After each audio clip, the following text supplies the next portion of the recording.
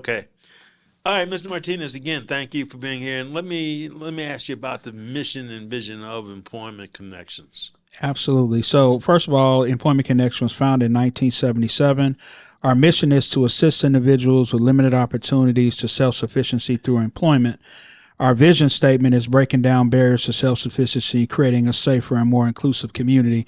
What all that means is that we don't turn anyone away, Fantastic. regardless of what their barriers are, what their challenges are, what their backgrounds may be.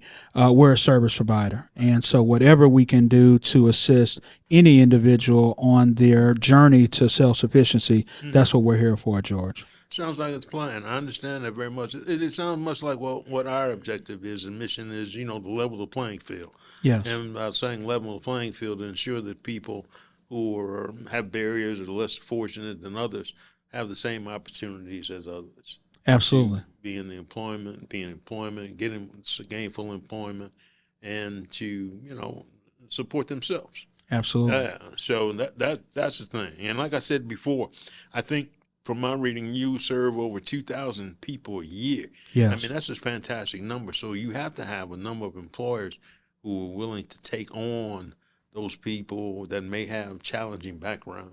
Yes, Yeah. yes, we do, and we're growing that list every day, George. So historically, about 50% of our clients are what we call justice involved, meaning that they Okay. made a mistake. None of us are perfect.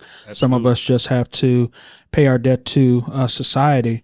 But half of our clients are not, and so we are constantly identifying employers that we can form relationships with that believe in our ability to vet and train and support our clients to become great employees. So at the end of the day, it's a win-win. Employers need good employees.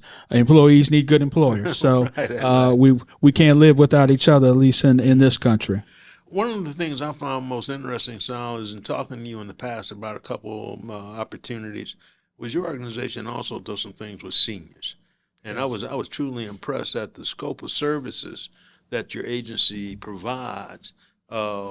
Because energy efficiency is part of my background. Sure, Part of my background. absolutely. So energy efficiency is part of my background, and one of the things that you and I have discussed in the past about energy efficiency for seniors, and I know your organization provides some services to seniors. Am I correct? We do, we do. Okay. And I just, matter of fact, this morning I talked to a few 90-something year old seniors who were Okay. calling through funding that's provided by the City of St. Louis's Community Development Administration Yeah. and the Charles Foundation. In the spring and summer and early fall, we provide free mowing Wow. services for our clients. And Okay. so on a weekly basis, they get their grass cut by a professional third party landscaper. And in the winter, we provide free snow removal and salting services Wow. for our seniors. And really, you talk about, and you have a more vast history than I as a community developer, but this program really came to my mind. When working in the community, I would hear seniors that were afraid of gentrification and being moved out the neighborhood, and perhaps were afraid of being cited by the building division or what have you, because they were not able to cut their grass and trim their bushes and what have you.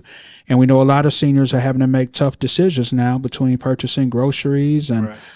medications. And so that can be one thing that we're happy to provide to help our seniors continue to age in place and be able to transfer ownership of their homes when the time is right to a family member.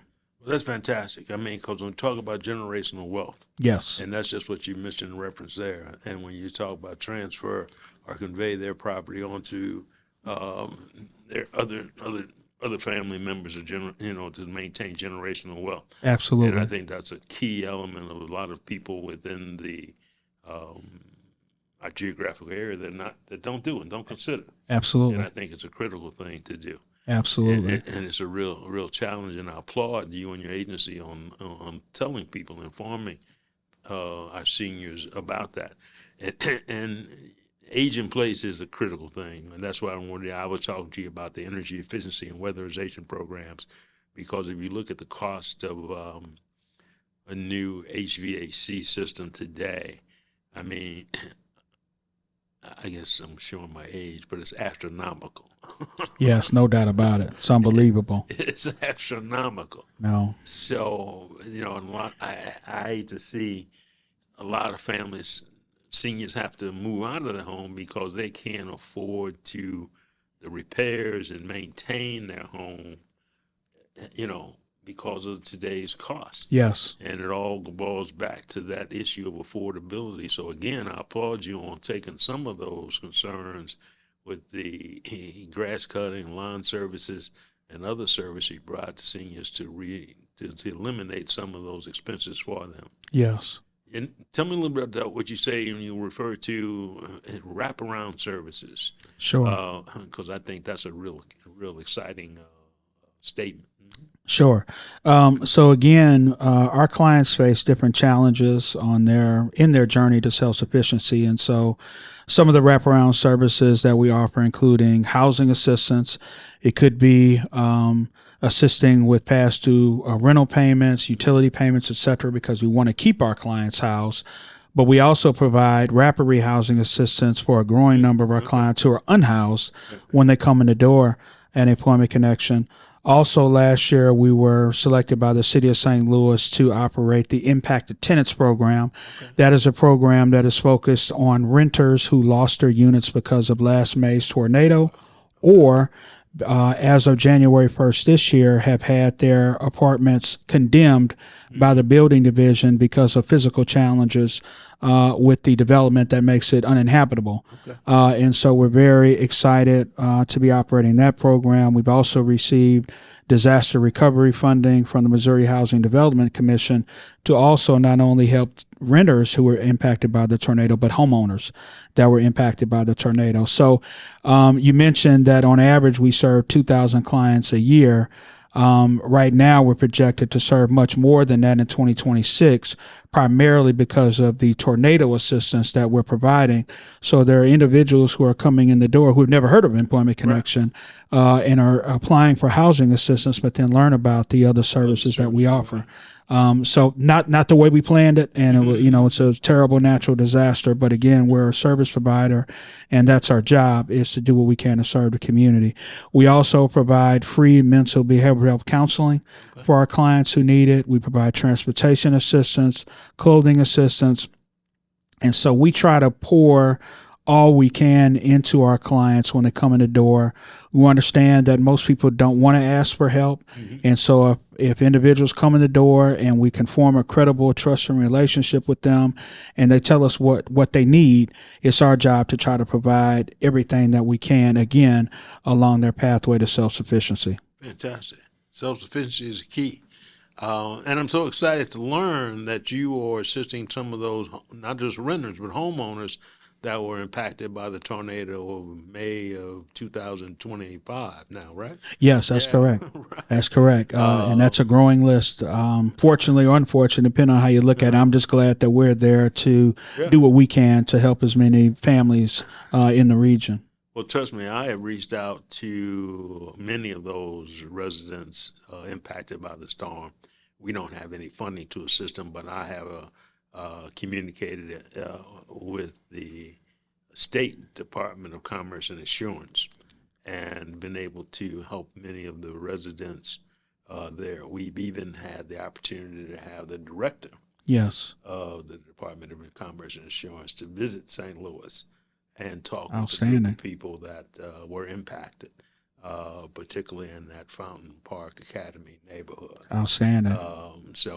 And it's something that I continue to work on myself because I've done some work with Wesley House and others who were impacted in that area, and tried to help them, assist them with making sure that some of the residents had as much information as I could share with them. Yes. Yeah. That's important. We know knowledge is power. Right. And so we need to do what we can to educate the community all that we can.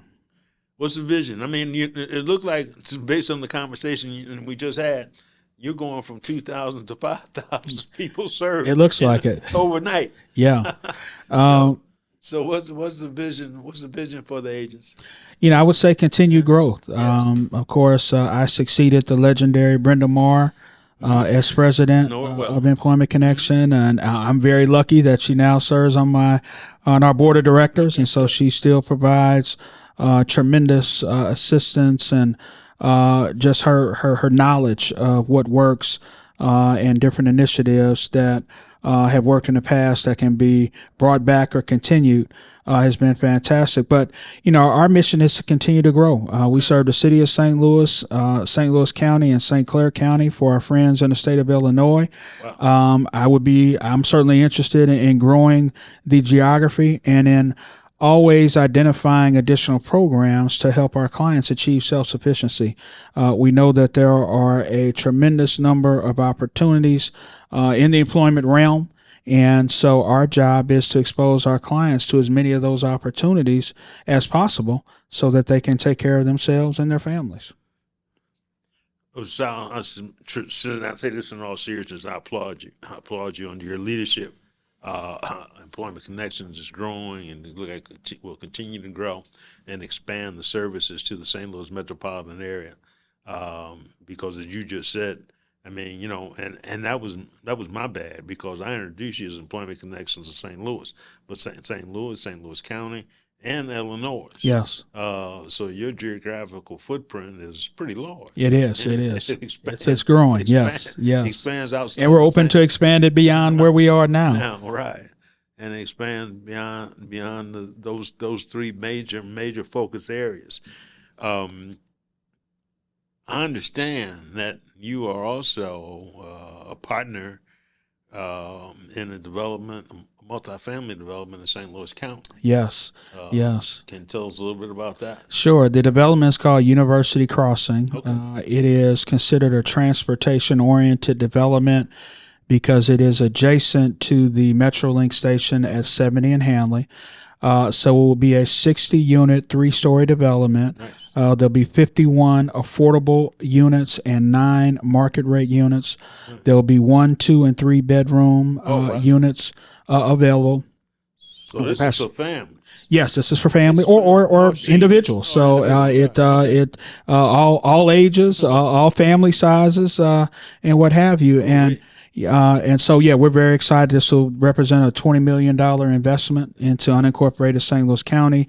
And we have partnered with an organization called the Bywater Development Group that is headed up by 2 fantastic gentlemen, David Dotson and Aaron Burnett. And I've worked with them in affordable housing over the years. And the board and I determined that yes, we have been providing housing assistance for many of our clients for many years, but the next step in our evolution was to become a housing provider ourselves. And so we formed this joint venture with Bywater Development Group, and so we are part owner of this development. Nice. The development is scheduled to be completed in October. Mm-hmm. We will launch a new satellite office for Employment Connection within the development, not only to serve residents who live there, but the greater community that may need access to our services. And so very, very excited to be a part of that project. And that's just a start. Our hope is to partner with Bywater Development, perhaps other developers moving forward, because we understand the services that we bring complement physical development. Right.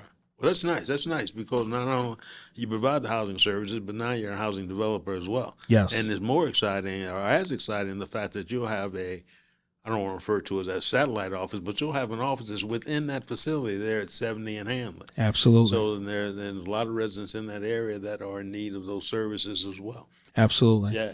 Very familiar with that area. Yes. Yes. So a lot of the residents are in need of that services, and they can be right there on the Metrolink. They can take the train or they can walk. I mean, that's what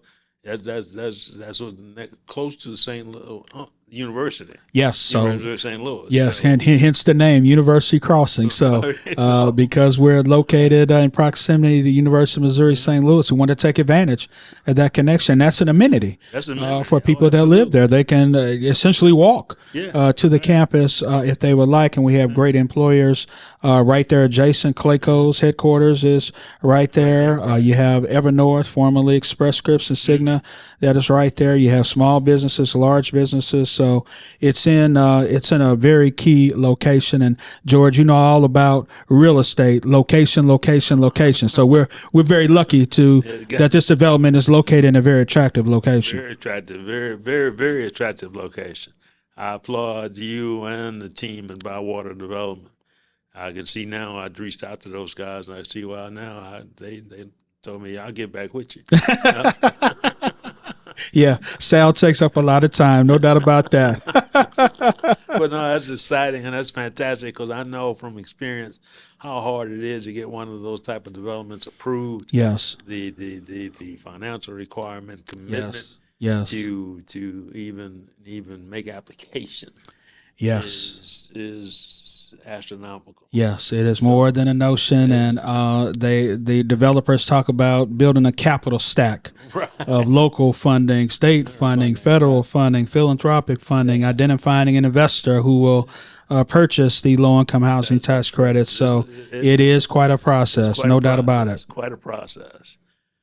So, as I said before, I refer to you or consider you as a whole community developer because your expertise, your commitment to the city and to the region in itself has not been just housing, has not just been, you have worked to improve the quality of life of people. And, I know Fresh Start Community Gardens. Yes.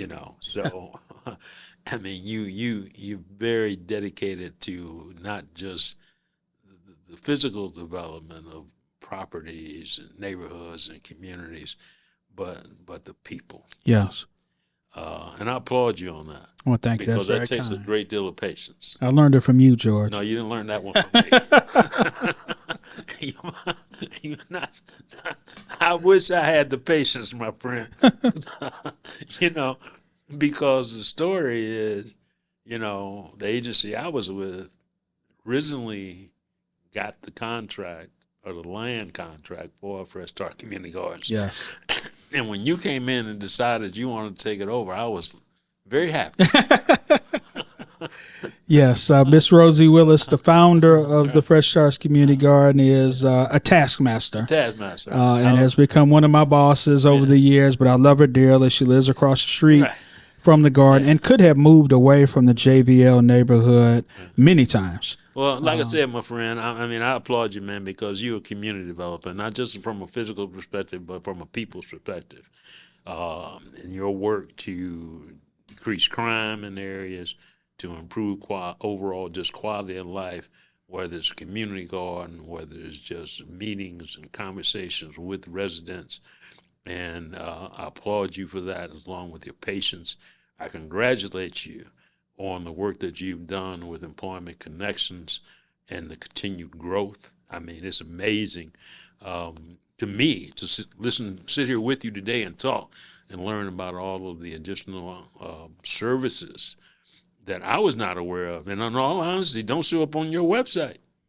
Well, I got to talk to our marketing consultant. He needs to do some more work for us then, huh? Absolutely. About your website, about all the services that are provided through Employment Connections, with the tornado victims, with rehab and housing. Those are things that are typically void from our community, and many agencies don't have the capacity to provide. So I know it's challenging, but at the same time, I know it's very rewarding. Absolutely. And I applaud you again on all the work that you've done in Employment Connections. Well, you're very kind. This is my mission in life. I've been very fortunate and blessed to do this work my entire life. After I graduated from then Harris-Stowe State College, now Harris-Stowe State University. So I'm dating myself now. But the fact that I've been able to make a living and raise my family while helping others has been a true blessing to me. Well, I applaud you as a fellow HBCU graduate. Yes, Morehouse in the house, indeed. I congratulate you. And want to, again, thank you for taking the time to come and visit with us today. We got a lot of exciting things forthcoming. We hope that our viewers will share this information. We will share it with our viewers. to ensure that they know about the services that are being provided by Employment Connections, because I don't think people really know about all the services being provided. And that's part of our goal, is to try to help level the playing field and Yes. ensure that people are aware and knowledgeable of the services we provided, because we've talked about everything today from generational wealth to community gardens. So we've had quite a discussion. Well, I appreciate the opportunity and appreciate the additional attention we will receive because we participated in this conversation with you today. So I want to thank you and your team for having us. Yep, thank you. And please keep us informed of any one of the things that we ask our viewers, even though we ask you, of course, to support Consumers Council financially, because we nonprofits need independent donors to help us operate. But we also ask you to consider your contributions to Employment Connections and other nonprofits throughout the metropolitan area to ensure that these type of services and opportunities continue to exist for our residents, because the better one resident is, the better we all are as residents. Again, Sal, thank you.